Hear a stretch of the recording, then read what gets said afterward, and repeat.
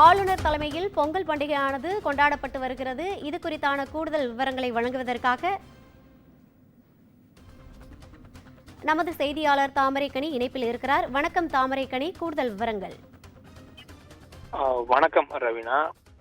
இந்த ஆண்டு பொங்கல் பண்டிகையானது இந்த மாதம் 14, 15, 16 ஆகிய நாட்களில் உலகமெங்கும் இருக்கக்கூடிய தமிழர்களால் கொண்டாடப்பட இருக்கிறது. அதன் ஒரு பகுதியாக சென்னை கிண்டியில் இருக்கக்கூடிய ஆளுநர் மாளிகையில ஆளுநர் RN ரவி தலைமையில தற்போது பொங்கல் பண்டிகையானது ஆளுநர் மாளிகையில கொண்டாடப்பட்டு வருகிறது. அந்த காட்சியை தான் நாம் தற்பொழுது பார்த்து வருகிறோம். எப்பொழுதுமே ஆண்டுதோறும் பொங்கல் பண்டிகை இது போன்ற முக்கிய பண்டிகை நாட்களில் ஆளுநர் மாளிகையில் அந்த பண்டிகை கொண்டாடுவது வழக்கம். அது போல இந்த ஆண்டு பொங்கல் பண்டிகையை முன்னிட்டு அங்க இருக்கக்கூடிய ஆளுநர் மாளிகையில் கூடிய ஊழியர்கள் மற்றும் ஆளுநர் குடும்பத்தினர் அனைவருமே ஒன்றாக கூடி அந்த பொங்கல் பண்டிகையை கொண்டாடிப்பட்டு வருகிறார்கள். இது மட்டும் இல்லாமல் இந்த பொங்கல் பண்டிகை கொண்டாட்டத்துக்கு பிறகு தமிழர் கலாச்சாரம் உள்ளிட்ட பல கலை நிகழ்ச்சிகளானது ஆளுநர் மாளிகையில் ஏற்பாடு செய்யப்பட்டிருக்கிறது.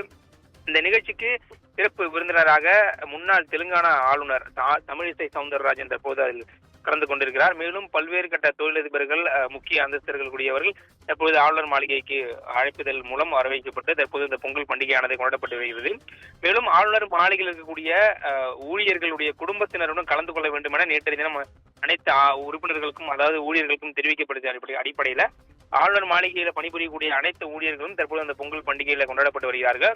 நேரடியாக அந்த ஆளுநர் மாளிகையில் பணிபுரியவர்களுக்கு நேரடியாக இன்றைய தினம் ஒரு பரிசீலனை முதற்கொண்டு ஆளுநர் RN ரவி வழங்க இருப்பதாகவும் தகவலானது வெளியாகி இருக்கிறது. மேலும் இன்று அந்த பொங்கல் பண்டிகை கொண்டாடப்பட்ட பிறகு இன்று இரவு வரைக்கும் அங்கு ஆளுநர் மாளிகையில தமிழர் கலாச்சாரம் உள்ளிட்ட பல பண்டிகைகள், அதாவது கொண்டாட்டங்களானது நடைபெற இருக்கும் எனவும், அது போல தமிழர் கலாச்சார கதைகள் அங்கு அந்த பகுதியில் நடைபெறும் எனவும் தெரிவிக்கப்பட்டிருக்கிறது.